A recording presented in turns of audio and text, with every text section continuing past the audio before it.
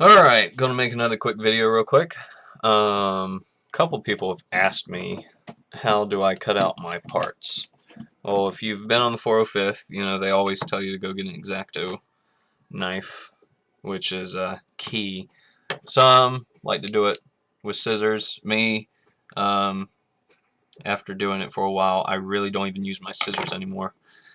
I have two X-Acto knives. I have the regular one that uses the Type 11 blade, but the handle for it's real small and it started hurting my hands, especially when I was doing long cuts. So I got the X-Acto Type B handle, which is bigger, and the blade is a lot stiffer. So which I prefer because the Type 11 blades kind of flex occasionally.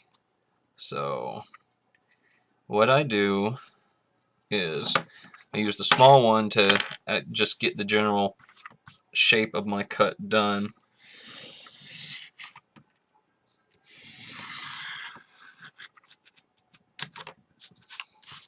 When I cut on, I don't even use a cutting board. I actually have a piece of cardboard that comes from the back of a like a notebook or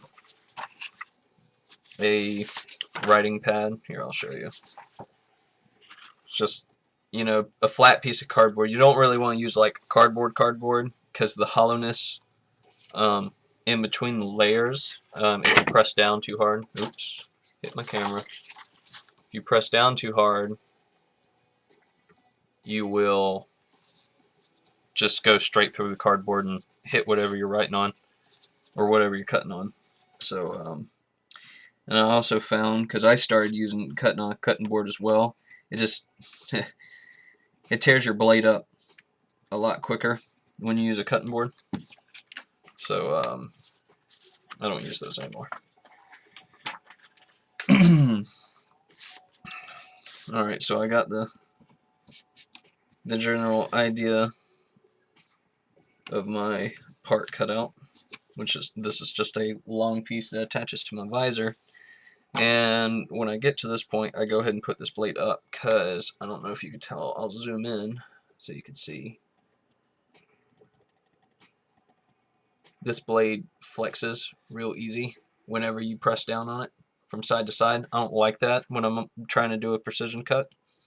The Type B handle, the blade, like I said, is a lot stiffer. So it handles the pressure of me pressing down on it a lot better. So what I do is I like to start on the tabs. I'll get an angle. I'll do each tab like so.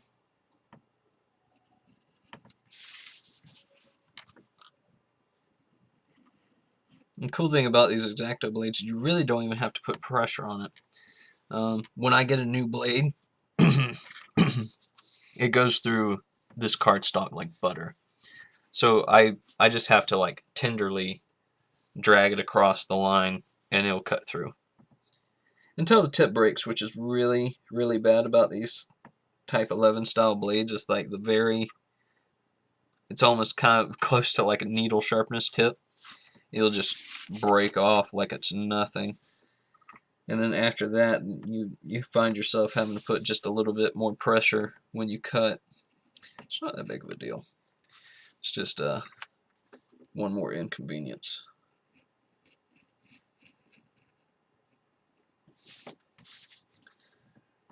So, alright, so I went ahead and finished tracing out the cut for this. You know, basically using your X-Acto as a pencil, trace your line. And whenever you're ready, you'll just punch out. And you can kind of see the cut lines I did. And the way I usually check, and I can't really show you how I do it at this camera angle, but I'll hold it up to the light and you can see where all your cuts were, and if they're in the right spots, then just punch them out.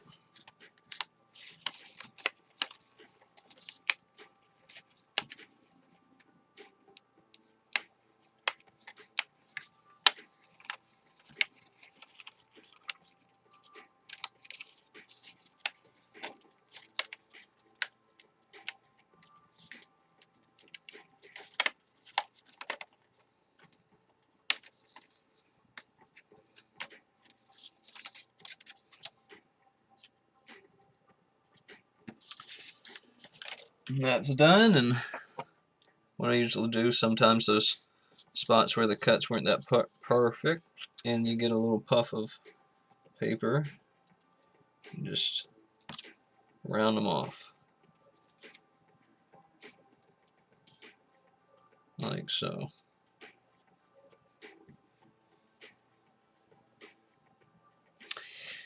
And that's how I cut out my parts.